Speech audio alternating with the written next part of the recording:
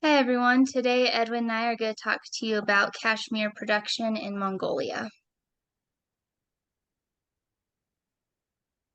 So our actors or the people that are involved in this issue are the citizens of Mongolia, primarily the farmers because they play a role in producing cashmere and then selling it to other companies.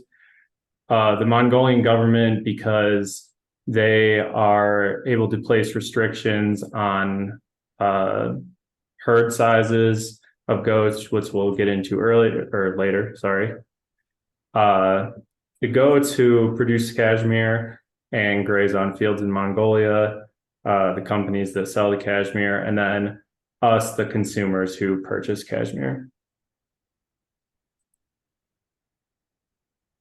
So just a brief overview of how cashmere is produced. So basically, in the winter months in Mongolia, the cold temperatures stimulate goat hair growth, which causes them to form a very like thick layer of hair that is then shed as Mongolia warms up. And then once this coat starts to shed, farmers will comb out like the excess hair that the goats no longer need to stay warm in the winter. And then this removed hair is processed and then ultimately made into the material that we consider to be cashmere. So, the demand for cashmere spiked in the 1990s, and this resulted in a high supply for Mongolia. Mongolia became dependent on cashmere because it significantly boosted their economy, and the cashmere industry provides jobs for over a third of Mongolia's population. The government of Mongolia plans to develop the cashmere industry so that it makes a significant contribution to both economic growth and poverty alleviation. And while yes, Mongolians technically have a choice in what happens in the situation, the economic benefits of producing cashmere essentially forces Mongolia to follow the demand of the cashmere market.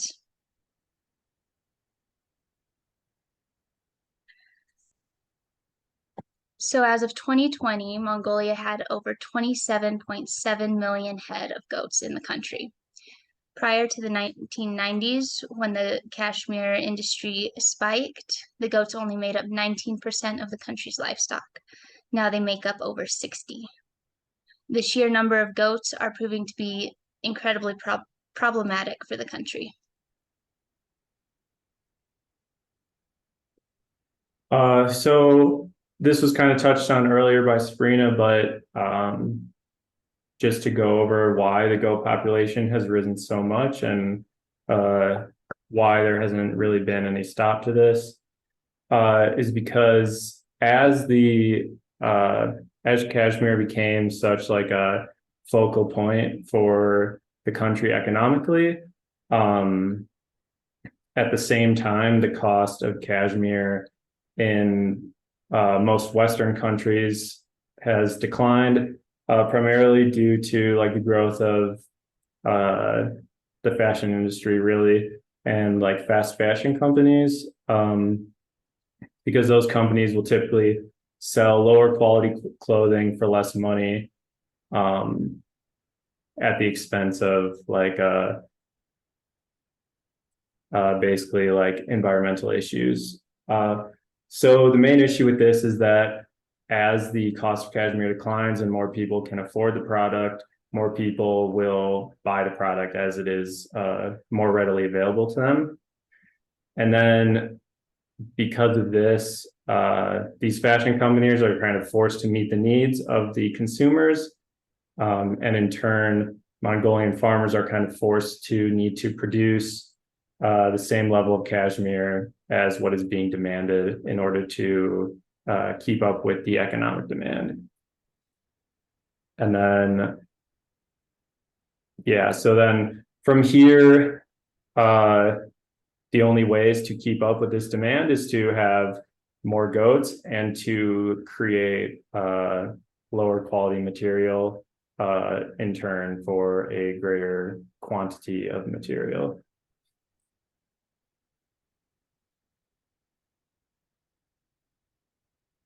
So, what's the problem that goats are causing? To answer this question, I'm going to first explain how goats eat as compared to other livestock. So, animals like cattle will use their teeth and they'll clip the tops of grass and forbs, and they'll leave enough of the plant, mainly the root, so that it can grow back.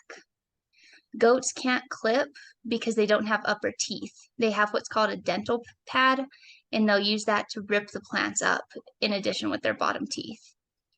And then with that, they'll also use their hooves to dig out the roots of grass and other plants and grow back. This often leaves barren landscapes if it's overgrazed.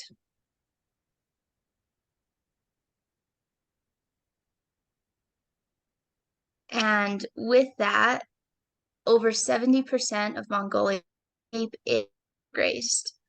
Much of this land is barren, as we can see in the background picture, but this differs quite a bit from historic landscapes. A 90-year-old farmer in 2016 stated that she remembers just 30 years ago, 40 years ago now, when the landscape was entirely different. She stated that back then, the grass came up to my chest.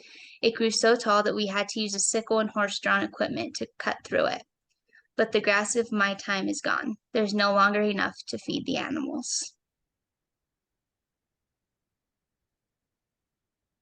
So basically the issue with this, as I'm sure most of us are already aware, is that as these goats are overgrazing, it's causing a decrease in biodiversity.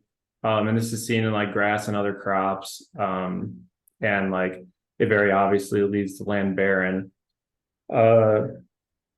As like the soil isn't as nutrient rich and just not really able to grow plants the way it is when it's not overgrazed. And this is obviously an issue with rising goat populations. We talked earlier about how goats make up, I think the number is 60% of total Mongolian livestock. So if those animals have to stop eating because there's no crops for them to eat as the land is overgrazed, then these animals will ultimately become like unhealthy, unable to like produce the same quality and quantity of cashmere fibers. And not only is that an issue in itself, but also causes economic issues for the country. Additionally, as crop growth decreases due to overgrazing, this can cause famine for the Mongolian people, as they're just not as capable of producing the same amount of crops and food that they once were able to. Yeah, and then I touched on before is that like the malnourishment of these goats will lead to economic destability, just because the cashmere that the goats produce is such a large part of the Mongolian economy at the moment. So farmers are at a crossroad. A researcher for the Swiss-funded Green Gold Project states that 90% of this degraded rangeland can be recovered naturally within 10 years if the existing management techniques change. But if they can't change the existing management, it will be too late after 5 to 10 years. So why not change the management techniques and remove a large portion of goats from the landscape, just as she suggested? The answer is pretty simple. The answer is because goats provide. These goats provide for thousands of families in Mongolia, and these families can't simply give up their only, or at least their main source of income. These farmers can't switch to other livestock because other livestock need to be supplementally fed. Cattle, sheep, and camels, they can't survive on barren landscapes the way that goats can, and farmers can't afford to supplementally feed them. A Mongolian farmer stated that, yes, I know my goats are harmful to our grasslands, and the more we have, the worse our land becomes. I get that. But this is how we earn our money. all I can do is watch my grassland disappear.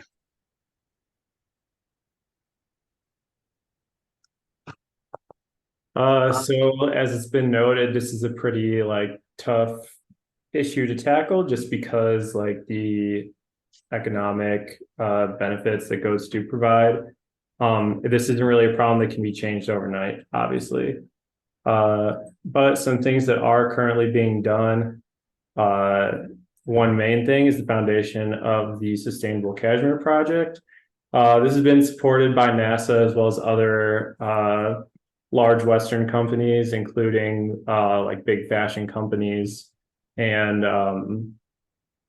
environmental justice companies, which is very good. And then Stanford University researchers, in cooperation with the Sustainable Cashmere Project, are helping Mongolian farmers learn which pastures they should or shouldn't use for grazing based on satellite data that they've recently developed to be able to look at the patterns of certain lands and see how they recover from grazing, how much grazing they can endure before it's too late and they become barren lands like we saw earlier. So the big question is this whole situation environmentally just? We talked earlier about how the Mongolian people are kind of at a crossroads because they are in a way being forced to continue these farming practices to maintain economic stability.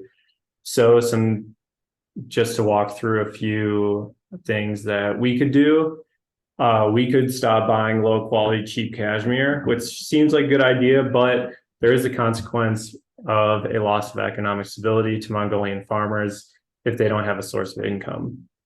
On the flip side, if we continue to buy cheap cashmere, farmland continues to be degraded through overgrazing. And that's mainly to the convenience of people like ourselves who benefit from cheap fashion, essentially. And then additionally, continuing to buy this just increases the reliance on goats in the Mongolian agriculture and economy. Yeah, as we saw, like diversity is very much an issue in the Mongolian agricultural practices. And as if we feed into that more and more, then it just becomes a bigger issue and doesn't really help Mongolia to diversify their economic or agricultural assets. And then the final thing we could do is to buy higher quality cashmere, which is probably the best for the people that have to face the consequences. So this would alleviate many of the issues that we've talked about. However, it does cause like a sacrifice from us as we would be paying more. And kind of like a big point of our class so far is that fighting not just environmental justice issues, but environmental issues in general does require some sacrifice. So that's a pretty big takeaway for us. Oops, sorry. And then the lessons that all this teaches is that a lack of education and understanding in land management is what allowed for the goat population to grow in Mongolia and ultimately caused all of these issues that the Mongolian people are facing now because of this. So increased education and understanding of basically what is required to maintain healthy land situations is pretty central to fighting these issues. And then additionally, the Mongolian people have kind of been put in a tough situation by the demand of the industry.